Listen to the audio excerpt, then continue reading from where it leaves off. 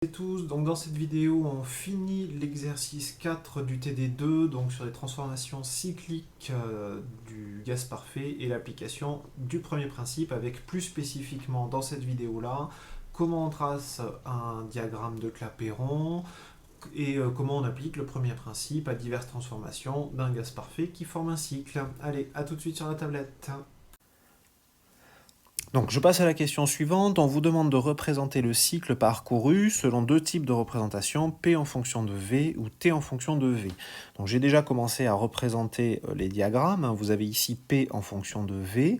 Donc j'ai indiqué les pressions 0,8 et 8 bars, donc respectivement pour le point A et les points B et C, et j'ai indiqué les différents volumes 6,65 litres, 12,84 litres et 66,5 litres. Bon, évidemment, c'est pas à l'échelle, mais c'est pour que vous voyez schématiquement à quoi ça ressemble. Donc maintenant, il faut relier ces points, mais évidemment, on ne va pas les relier n'importe comment. On va regarder de quel type de transformation il s'agit. En particulier, on commence pour la transformation A vers B, on vous dit c'est une isotherme réversible. Donc une isotherme réversible, la température est constante. Si vous appliquez la relation d'état des gaz parfaits, PV égale nRT. Si T est constant, nRT est constant, donc PV est constant. Ça veut dire, si le produit PV est constant, ça veut dire que P est proportionnel à 1 sur V. P, c'est nRT sur V. Si nRT est constant, P est proportionnel à 1 sur V. Donc ça veut dire que la courbe qui relie le point A au point B, ça, c'est ce qu'on appelle une hyperbole. Donc ça ressemble, je vais essayer de faire un dessin pas trop vilain, ça ressemble à ceci. Voilà. Pas trop vilain, on a dit. C'est à peu près ça. Donc de B vers C, on a une transformation isobar réversible. Isobar réversible, ça veut dire que la pression est constante. Donc P égale constante pour toute cette transformation. Donc ça, c'est plus facile à dessiner. C'est une droite. Et enfin, il me reste C vers A, j'ai une adiabatique réversible. Donc adiabatique réversible, j'applique la loi de Laplace. PV puissance gamma égale constante. Donc ça veut dire que P est proportionnel à constante sur V puissance gamma, c'est-à-dire que P est proportionnel à 1 sur V puissance gamma. Ici, gamma, c'est 7/5, on a dit, donc ça va ressembler un petit peu à notre hyperbole, sauf que la pente sera plus élevée. Voilà, donc on va obtenir quelque chose comme ceci. Et on décrit le cycle dans ce sens-là. On va de A vers B, de B vers C et de C vers A. Donc là, vous voyez, il n'y a qu'un segment de droite dans cette représentation. Il est entre B et C et il est horizontal. Ensuite, on vous demande aussi de représenter la température en fonction du volume. Donc pareil, j'ai commencé à représenter le schéma ici. On va y arriver. Voilà, donc j'ai représenté les températures, 320 pour A et B et 618 pour C, et les volumes, 6,65 pour B, 12,84 pour C et 66,5 pour A.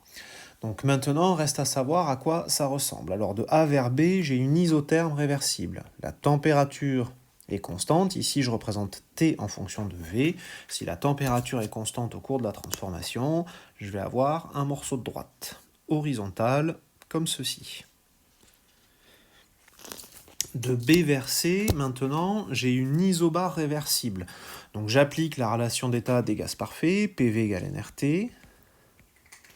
Et qu'est-ce que je sais là-dedans? Je cherche à tracer T en fonction de V. Je sais que P est constant, puisque c'est une isobar. Donc j'obtiens que T, qui est égal à P sur NR fois V, ici, P est constant, donc T est directement proportionnel à V.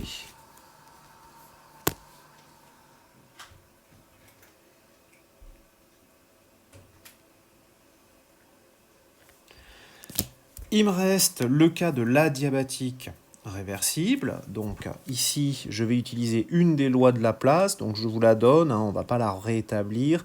TV puissance gamma moins 1 égale constante. Donc ça, c'est-à-dire que T est proportionnel à 1 sur V puissance gamma moins 1. Gamma est égal à 1,4, donc gamma moins 1, ça fait 0,4. Donc ici, ça va ressembler à quelque chose comme ceci. Voilà. Donc ici, j'ai deux morceaux de droite entre A et B, qui est une droite horizontale, entre B et C. Et par contre, entre C et A, c'est quelque chose, c'est la fonction, c'est 1 sur V puissance gamma moins 1. Donc là, on a représenté, selon les deux types de diagrammes, le schéma du cycle. Donc dans la dernière question, on vous demande de reproduire le tableau ci-dessous. Donc le tableau, c'était où on vous demande de calculer WQ delta U delta H pour les trois transformations, A vers B, B vers C, C vers A, et aussi pour le cycle. Alors avant de se lancer dans plein de grands calculs, je vais vous faire quelques petits rappels. Donc tout d'abord, on va commencer par le premier principe. Donc le premier principe, il stipule que pour toute transformation, la variation d'énergie interne est égale à la somme de l'échange de travail et de l'échange de chaleur avec le milieu extérieur, delta U égale W plus Q. On va aussi se rappeler vite fait les lois de Joule. Donc les lois de Joule, qui ne sont vraies que pour un gaz parfait, vous donnent la variation d'énergie interne pour n'importe quelle transformation, delta U égale NCV delta T, et pour la variation d'enthalpie, delta H égale NCP delta T. Évidemment, delta T est à préciser en fonction de la transformation que vous avez. Et évidemment, H égale U plus PV, l'enthalpie du système, en fonction de l'énergie interne, de la pression et du volume. Une fois que vous avez dit ça, on a à peu près tout. Il reste juste une petite chose à dire. Comment calculer le travail? Tant que vous n'avez que les forces de pression qui s'appliquent, W, c'est moins l'intégrale de P extérieur dV de l'état initial à l'état final. Une fois que vous avez tout ça, on peut y aller. Donc on commence par la transformation A vers B, c'est une isotherme réversible. Donc isotherme réversible, TA égale TB, j'applique les lois de Joule. U et H ne dépendent que de la température, c'est encore écrit au-dessus, delta U égale NCV, TB moins TA. Comme TA égale TB, ça c'est nul. La même chose pour delta H, NCP TB moins TA. C'est donc égal à 0. D'après les deux lois de Joule, on trouve que delta U égale 0, delta H égale 0 pour cette transformation.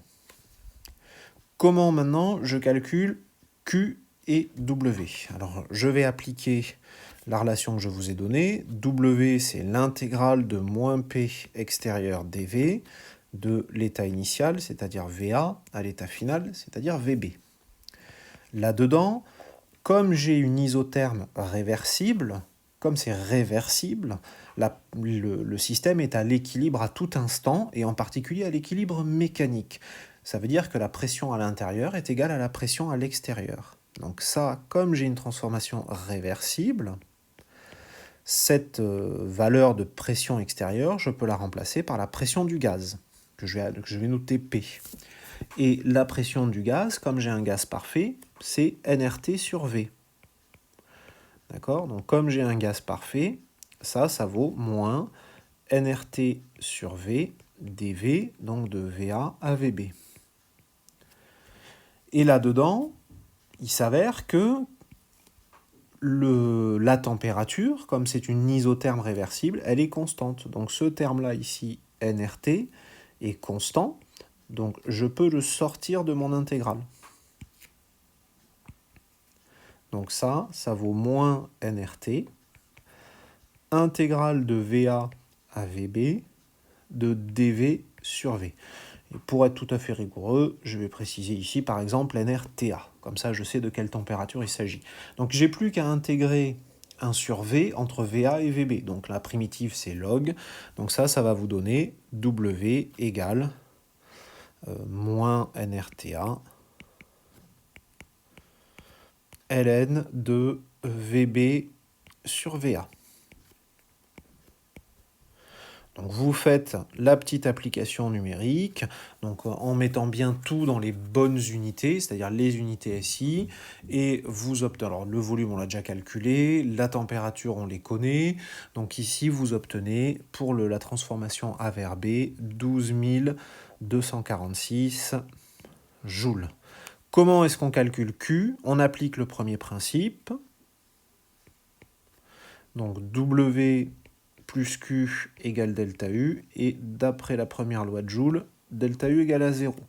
Donc Q, c'est moins W, c'est-à-dire moins 12 246 joules. Bon, je referai le tableau à la fin. Je passe à la transformation B vers C maintenant. J'ai une isobare réversible. Donc je vais toujours commencer par les lois de Joule. Delta U, ce sera égal à NCV TC moins TB. Donc vous faites la petite application numérique et vous obtenez 12 238, pardon, 12 000, si j'écris n'importe quoi, ça va pas le faire, 12 382 joules. Vous appliquez la deuxième loi de Joule pour delta H. Delta H, c'est NCP TC moins TB. Donc je vous rappelle que la valeur de CP, elle vous est donnée. CV, on l'a déjà calculé tout à l'heure, à l'aide de la relation de Meyer. Donc delta H égale NCP TC moins TB. Vous faites la petite application numérique pour la transformation B vers C et vous obteniez 17 335 joules. Donc reste à calculer W et Q. Donc l'échange de travail, l'échange de chaleur. Donc pour calculer W, on va toujours la même chose, appliquer la relation, donc W c'est l'intégrale de moins PDV entre le volume initial, c'est-à-dire VB, et le volume final, VC.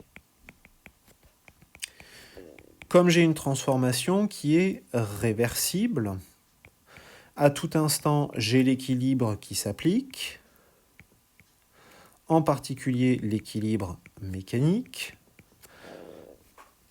Donc la pression extérieure est égale à la pression intérieure. De plus, comme j'ai une transformation qui est isobare, la pression est constante tout au long de la transformation, donc je peux sortir mon terme de pression de l'intégrale. Donc ça vaut moins P, intégrale de VB à VC de dV tout seul. Alors dV, c'est comme si j'avais 1 fois dV, la primitive de 1, la fonction unité, c'est le volume lui-même, donc ça fait P VC moins VB. Et alors pour être parfaitement rigoureux, comme P est constant, on va mettre par exemple PB. Donc ça va vous donner W égale moins PB, VC moins VB. Vous faites la petite application numérique et vous obtenez pour le travail, donc pour la transformation B vers C, moins 4953 joules. Il me reste à calculer Q. Alors, il s'avère qu'on est dans une transformation isobare réversible. Donc à P constant, je ne reviens pas sur cette petite démonstration que vous retrouverez dans le cours sur le premier principe. C'est assez ancien. À P constant, Q est égal à delta H. Donc là, je vous renvoie au cours sur le premier principe. Donc même pas l'application au gaz parfait, vraiment le premier principe. Donc confère cours sur le premier principe. À P constant, Q égale à delta H. J'ai déjà calculé delta H, donc je connais la valeur de Q. Bon. Il me reste la transformation C vers A. Donc pour la transformation C vers A, j'ai une adiabatique. Alors adiabatique, ça commence bien, Q égale à 0. Ça, c'est la première chose qu'on peut dire. De plus, j'applique les lois de Joule. Delta U égale NCV delta T, c'est-à-dire TA moins TC. Attention ici, je pars du point C, je vais vers le point A. Donc l'état final, c'est bien le point A. Et delta H égale NCP TA moins TC.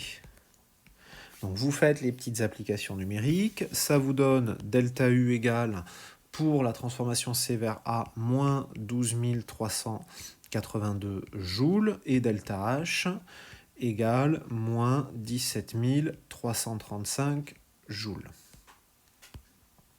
Reste à calculer W.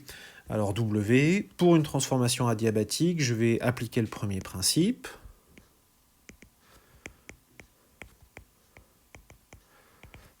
delta U, c'est W plus Q, et comme j'ai une adiabatique, Q est égal à 0, donc delta U, c'est W. J'ai déjà calculé delta U, j'aurai la même valeur pour W. Il ne me reste plus qu'à faire mon tableau, et on verra ce que ça donnera pour le cycle à la fin. Alors, il faut que je calcule, donc je renote W, Q, delta U, delta H. Alors, je vais vous mettre ce qu'on avait trouvé déjà pour W et Q. Donc ici, on avait trouvé 12 246 et moins 12 246. Alors, je vous rappelle aussi, on avait utilisé la première loi de Joule pour vérifier pour calculer Q à partir de W, hein, mais vous devez le retrouver à la fin ici. Si vous le lisez verticalement, W plus Q doit être égal à delta U, c'est-à-dire à 0. Et delta H, 0 aussi, on avait trouvé. Donc systématiquement, verticalement, vous aurez delta U égale W plus Q, ce que je vais noter comme ceci. Hein. Donc vous lisez verticalement. Après, on aura une lecture horizontale aussi. Voilà, juste, j'ai mis les petites flèches pour indiquer comment on lit verticalement le tableau. Voilà.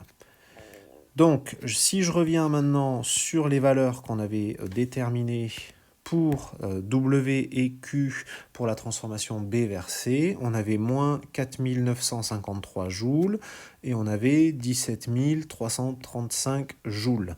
Donc on avait calculé delta U, vous vérifierez que 17 335 moins 4953, ça redonne bien la valeur qu'on avait obtenue de 12 382, et on avait dit que Q était égal à delta H pour une transformation isobare. Il me reste C vers A, la diabatique, donc Q était égal à 0. On vient de trouver W moins 12 382 joules, et donc W plus Q est bien égal à delta U, et enfin delta H moins 17 335 joules. Horizontalement à présent, en fait, la valeur de cycle, c'est la somme de tout ce que vous avez. Hein, si vous faites la somme comme ceci, vous obtenez le cycle. Alors là, il y a des choses qui doivent normalement à peu près bien se simplifier, c'est delta U et delta H. On trouve bien 0 et 0. Et ça, c'est tout à fait cohérent, car U et H sont des fonctions d'état. Donc, elles ne dépendent pas du chemin suivi, elles ne dépendent que de l'état du système. Quand vous avez une transformation cyclique, vous revenez au même état. L'état final, c'est le même état que l'état initial. Donc si ça ne dépend que de l'état du système, eh bien, la variation doit être nulle. Donc on vérifie, hein, là je n'ai pas utilisé cette propriété, je la vérifie, je vérifie bien que delta U et delta H sont nuls. Soit dit en passant, si vous trouvez dans un cycle delta U et delta H non nuls, bah, ça veut dire que vous êtes probablement trompé. Alors après, ici, on est en kilojoules, hein, donc si jamais vous avez trouvé delta U et delta H moins 12 000 quelque chose, et qu'à la fin, il vous reste 3 joules, bon, bah, les 3 joules, c'est juste les petites approximations numériques. Il ne faut pas non plus être trop rigoureux, mais là, vous devez trouver normalement rigoureusement égal à 0. Après, si vous avez des petits problèmes d'incertitude numérique, vous pouvez avoir un petit écart de quelques joules. Donc, vous pouvez trouver quelques joules si à côté de ça, delta U vaut moins 12 kilojoules. Donc maintenant, j'en viens à W et Q. Donc W et Q, par contre, sont non nuls. Bah sinon, il ne se serait rien passé du tout, hein, évidemment. Donc vous trouvez moins 5089 pour W et plus 5089 pour Q. Donc ça aussi, c'est tout à fait cohérent. Comme j'ai delta U qui est égal à 0, si j'applique le premier principe à tout le cycle, delta U égale W plus Q, ça c'est égal à 0. Donc pour un cycle, je retrouve bien que Q est égal à moins W. Une dernière remarque ici, W est négatif, donc une dernière petite remarque, W est négatif, ça veut dire que le système cède du travail, ça veut dire que l'opérateur extérieur reçoit du travail, hein, si le système en perd. Donc ça veut dire que c'est un cycle qu'on va qualifier de moteur. Le système vous donne du travail, c'est un cycle moteur. Je vous rappelle également, ce qu'on avait vu dans un autre exercice, que si vous voulez calculer le rendement de ce cycle, vous allez avoir une indication à l'aide, ici, de l'aire de ce cycle. Si vous êtes capable de correctement calculer l'aire de ce cycle, vous serez capable d'avoir une idée du rendement de votre moteur. Alors évidemment, c'est assez théorique, mais on peut l'obtenir comme ceci. Voilà, donc je vous remets le tableau ainsi que la petite remarque. Maintenant, vous savez tout sur les transformations cycliques d'un gaz parfait et comment on applique le premier principe à ces transformations-là. Donc vous êtes armés pour la suite et puis voilà donc ce que j'avais à vous raconter sur le sujet. Allez, à très bientôt.